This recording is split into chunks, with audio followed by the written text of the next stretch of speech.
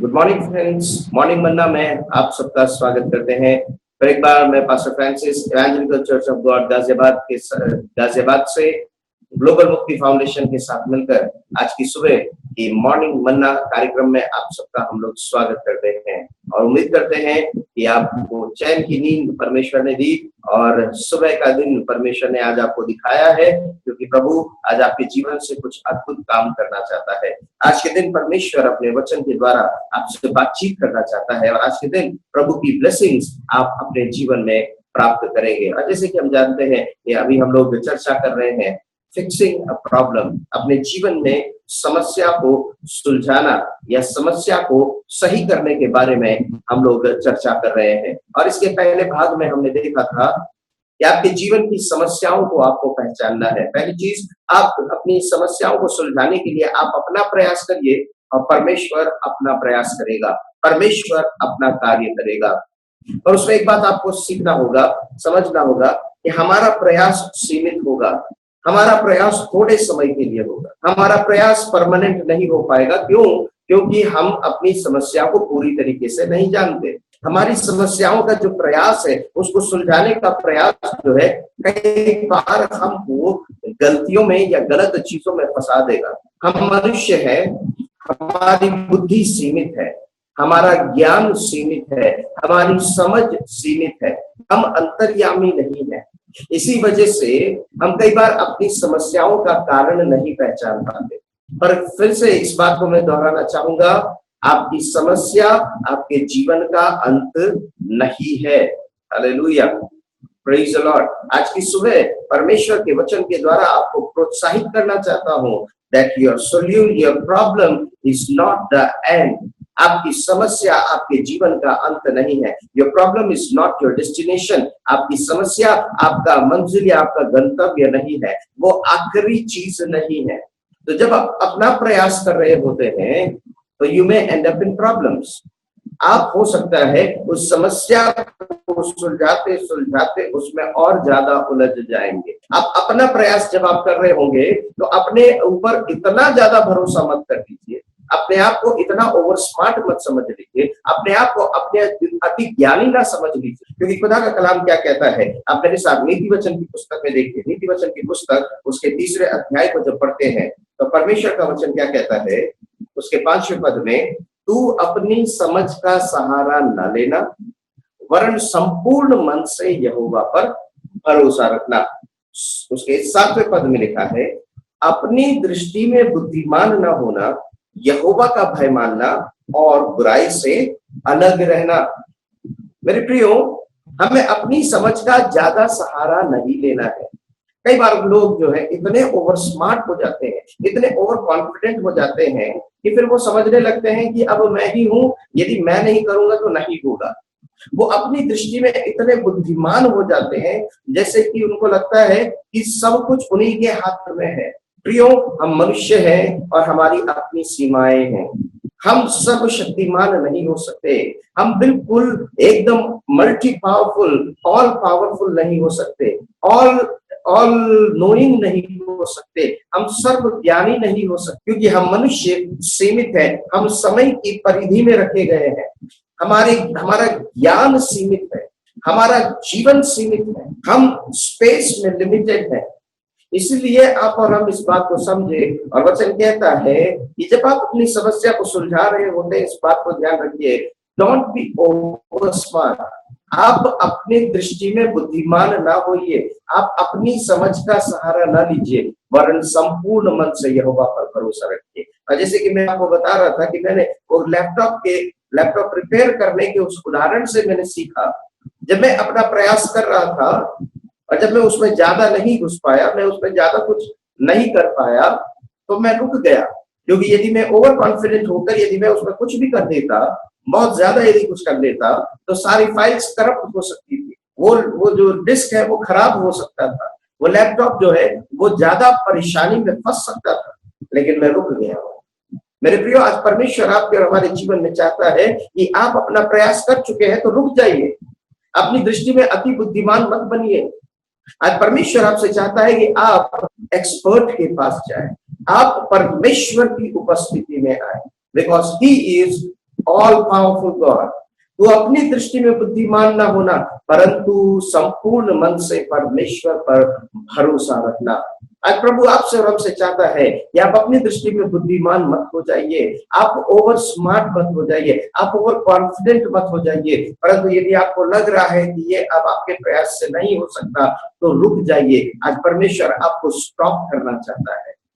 अब परमेश्वर आपको रोककर आपका ध्यान अपनी ओर आकर्षित करना चाहता है। परमेश्वर आपको रोककर आपसे चाहता है कि अब आप परमेश्वर पर भरोसा करना आरंभ करें, क्योंकि वचन में लिखा है उसी को स्मरण करके सब काम करना, तब वह तेरे लिए सीधा मार्ग निकालेगा। मेरे प्रियो, परमेश्वर ने आपके लिए सोल्यूशन रख छोड़ा है। जो एक्सपर्ट है वो सोल्यूशन जानता है।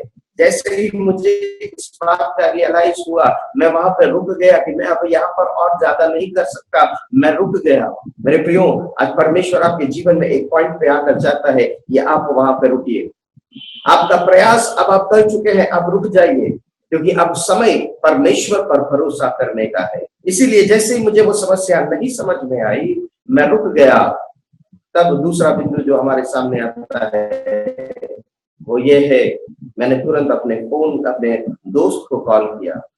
एक ऐसे दोस्त को जिसको लैपटॉप की बहुत अच्छी जानकारी है, एक ऐसे दोस्त को जो लैपटॉप का काम करता है, सॉफ्टवेयर का काम करता है, हार्डवेयर का काम जानता है। मैंने एक ऐसे दोस्त को कॉल। मेरे प्रियो, आज परमेश्वर आपके जीवन में चाहता है कि जब आपकी समस्या, आपके परिस्थिति आपका नियंत्रण से बाहर हो रहा है, उस वक्त में आप रुक जाइए। Stop there, it is the time to trust upon God. अब ये परमेश्वर पर भरोसा करने का समय है, उस सर्वज्ञानी परमेश्वर के पास आने का समय है, क्योंकि वचन में लिखा हुआ है अपनी दृष्टि में बुद्धिमान ना होना, अपनी समझ का सहारा ना लेना, वरन संपूर्ण मन से यहोवा पर भरोसा रखना। आज समय है कि आप संपूर्ण मन से परमेश्वर पर भरोसा रखें। वचन कहता है वह संकट के समय अति सहज से मिलने वाला सहायक है। भजन 46 उसके पहले पद में लिखा हुआ है, परमेश्वर अति सहज से मिलने वाला सहायक है।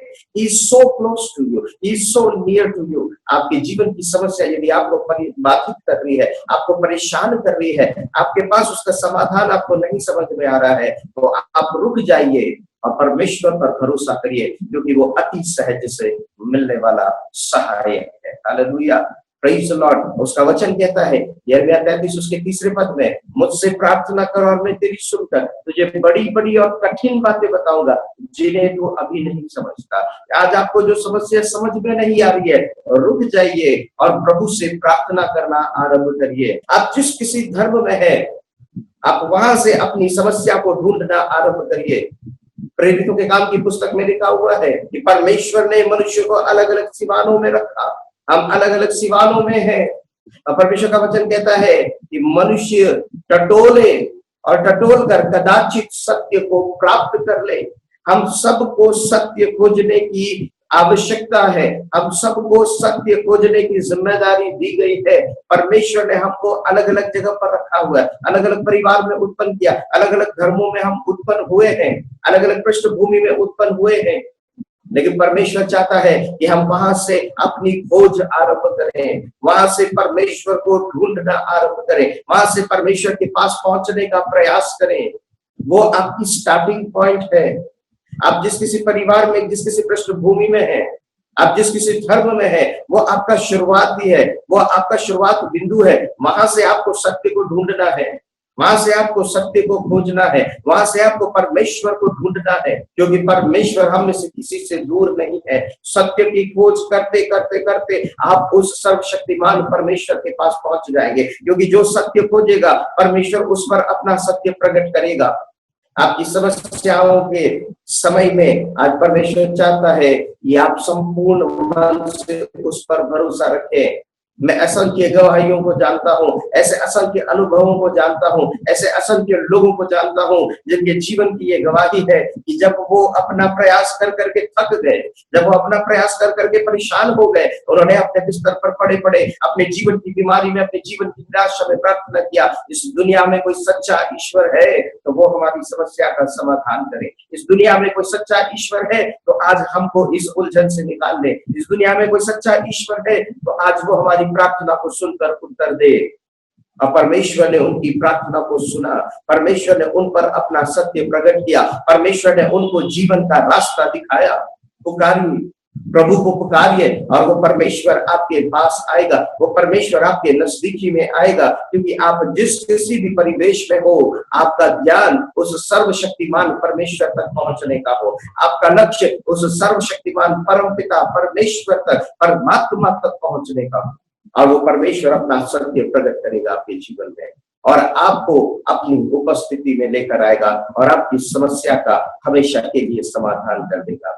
मेरे प्रियो, आज की सुबह परमेश्वर इस वचन के द्वारा आपको और हमको आशीषित करे और आज प्रभु हमारी सहायता करे कि हमारे संकट के समय में, हमारी समस्याओं के समय में अपना प्रयास करके जब आप थक चुके हैं, ये समय है उस जीवते परमेश्वर को पुकारने का, उस सर्वशक्तिमान परमेश्वर को पुकारने का, और वो वचन आप तक भेजेगा, वो अपनी सामर्थ आप तक भेजेगा, वो अपने लोगों को आप तक भेजेगा और सत्य के मार्ग में वो आपकी अगुवाई करेगा। आइए अपनी आंखों को बंद करेंगे और आज मिलकर हम प्रार्थना करेंगे।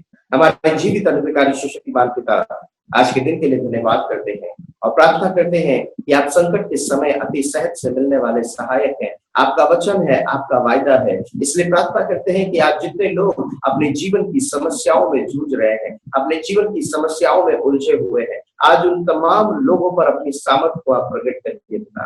और प्रभु, जो कोई भी प्रभु इस वक्त में अपने बिछौने पर पड़े, अपने घर में, अपने रास्ते में, ओ प्रभु आत्महत्या करने की कगार में है और प्रभु वो एक आखिरी बार आपसे प्रार्थना कर रहा है, ये इस दुनिया में कोई सच्चा ईश्वर है तो हमें बचा ले, तो हम प्रार्थना करते हैं कि प्रभु आप अपना वचन भेजिए, आप अपनी सामर्थ्य भेजिए। ओ प्रभु, सत्य के मार्ग में प्रभु आप उनको लेकर आइए। ऐसे असंख्य अनुभव है जहाँ पर प्रभु आपने अपने लोगों को दर्शन दिया, जहाँ पर प्रभु आपने अपने लोगों को प्रकट होकर जीवन का रास्ता दिखाया, उनको प्रभु जी सत्य का मार्ग दिखाया। पिता परमेश्वर, आज हम प्रार्थना करते हैं ये समस्याएं जो प्रभु हमारे समझ से परे है, ये समस्याएं जिनका समाधान हमारे पास नहीं है, और प्रभु हम दवाइयां खा खा कर थक चुके हैं, हम इलाज करवा करवा के थक चुके हैं, हम डॉक्टरों के चक्कर काट काट के थक चुके हैं, हम वकील अदालतों के चक्कर काट काट के थक चुके हैं, हम प्रभु जी अपना प्रयास कर करके थक चुके हैं। पिता परमेश्वर, आज हम प्रार्थना करते हैं आपका सत्य उन सब के ऊपर में प्रकट होने पाए। आज प्रभु सबके जीवन में आपकी आशीष प्रकट होने पाए, सब सत्य को जाने, क्योंकि आपने कहा है मार्ग सत्य और जीवन मैं ही हूँ, बिना मेरे कोई पिता के पास नहीं पहुंच सकता। हम प्रार्थना करते हैं हर व्यक्ति आपके नजदीक ही में आने वाला हो सके। प्रभु आपने ऐसा किया, धन्यवाद करते हैं, आशीषित किया प्रभु, धन्यवाद। सारी बातों को आपके हाथों में सौंपते हुए विनती प्रभु यीशु मसीह के नाम से मांगते हैं, आमीन आमीन। Praise the Lord. सबको जय मसीह की। परमेश्वर आपको बहुतायत के साथ आशीषित करे, आपके जीवन को परमेश्वर बहुतायत के साथ अपनी आशीषों से भरे। आप जरूर से इस ग्लोबल मुक्ति फाउंडेशन चैनल को लाइक करें, शेयर करें, सब्सक्राइब करें और अपनी गवाहियां जरूर हमारे साथ आप साझा करें, ताकि उन गवाहियों के द्वारा कई लोगों का विश्वास प्रभु में और दृढ़ हो, प्रभु में और बलवंत हो। प्रभु हम सबको बहुतायत के साथ आशीषित करे। जय मसीह की। God bless you.